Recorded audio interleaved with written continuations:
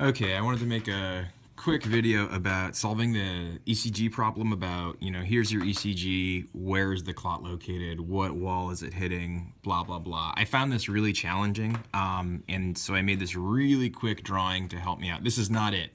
This is too complicated. I made a drawing you can do in less than, I'd say, 7 seconds, and I'll show you. I'll do it in less than 7 seconds later. But the cool thing is it solves the problem for you every time, and there is very little memorization. So basically, before we get into the drawing, I just want to go quickly through the leads without a lot of physiology, just to show you where the idea of the drawing comes from. So don't get overwhelmed that this is something you're already like, I don't really know what's going on. I came here because it's easy. That's totally fine. So basically, you got to understand just 2 quick things to put the drawing together. And one is that there are different ways in which leads are placed in the body. And I'm sure you've heard at least, leads 1, 2, 3, AVF, AVL, AVR. These have polarity. It's not in here. It's not important because the drawing is going to tell us the polarity. I'm going to do in a second. And then you have V1 through 6 over here. Now, the basic premise of this is that this one over here is like looking at the body straight on. Okay, so it's like as if you're placing the heart, like this. Okay, and so, if this is the apex of the heart right there, that makes this side the right ventricle, that makes this side the left ventricle right there. Okay, and so that's one idea. And then if we were to overlay some vessels, because that's what this is about, is identifying where is the clot, you would say, okay, the right coronary artery is right there, okay, the left circumflex is right there, and the LAD is right there. Okay, you see how that happens? It's just a very simplistic model. And over here, this overlay of V1 through 6 is as if you're looking down on a person from above, bird's eye view, and this is the anterior chest, and this is their left lateral wall. Seeing their left arms out here, and the anterior chest, the front of the chest is right here. And so if you were to look at the heart here, it would kind of be like that, with the apex right there, okay?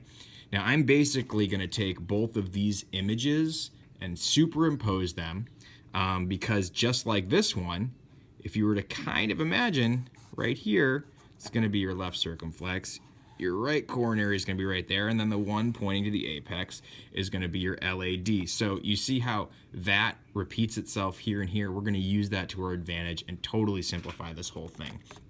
Okay, so let's do this. How do you do this really quickly? All right, so first of all, you just draw a quick little box like that, and then you make an X, and then you basically bring this up and like that, okay? And that's the basic outline of what we're doing here. Now you need to start labeling things, but before we do that, I want to return to the idea that this line, and this line represent vessels, okay? So, of course, this one's going to be your right coronary artery, because we just saw that. This one's going to be your left anterior descending, or if you're anterior interventricular, if you prefer. I prefer that name, actually, because it's more accurate. Then up here, you're going to have your left circumflex, right? Okay? And that's all you got to know for the arteries. The next thing is you just fill in leads. And this maybe will take you a little bit of memorization, but it's not so hard once you conceptually understand what I had just described in this previous picture about these leads.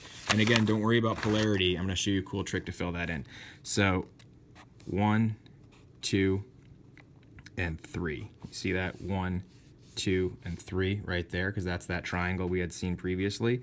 The next thing you need to do is fill in AVF, that's this guy right here, parallel to the right coronary, and then up here, pointing in the upper right, is going to be AVL, like that. Okay, now we need to fill in the V1 through 6, as I had done on this guy right here. So basically, there's a little bit of geometry, or not geometry, symmetry, pattern-esque. I don't know what the right word is here, but you start V and then you put 1 in the middle, okay, 2 on this edge, 3 on this edge, 4 in the middle, 5 on this edge, and 6 up here. So that's all you got to remember. Now you're basically done, and you're like, what about polarity and how to identify? Let's do that. So this is about clots and arteries, right? So you just add a clot to each artery, and your polarity is done. So let me explain to you what I mean. Okay, so let's say you have a clot in the right coronary artery. This dot denotes polarity for the leads. So that's going to be 2, AVF, and 3 right there, because they're all pointing to that dot. Okay, LAD's clot. Well, what do you have? The only ones nearby, V2 and 3. AVL up here, not AVL, sorry, left circumflex artery right there. Well, there's a dot here. What's pointing there? You've got lead 1 on that line pointing there, leads 5, 6, and AVL right there. Completely solved. Everything you need to know. And the cool thing is you can do this really quickly. So as promised, let's see if I can do this under 7 seconds. I may have lied about that, but let's just see.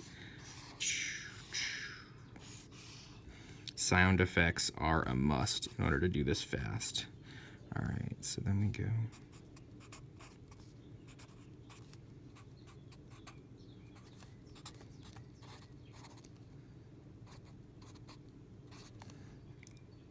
And I'm done, because I understand that these are the vessels. These 3 are the vessels. I mean, that was pretty fast. All right, so that's basically it. I'll hold this here one last time so you can see it. So good luck studying.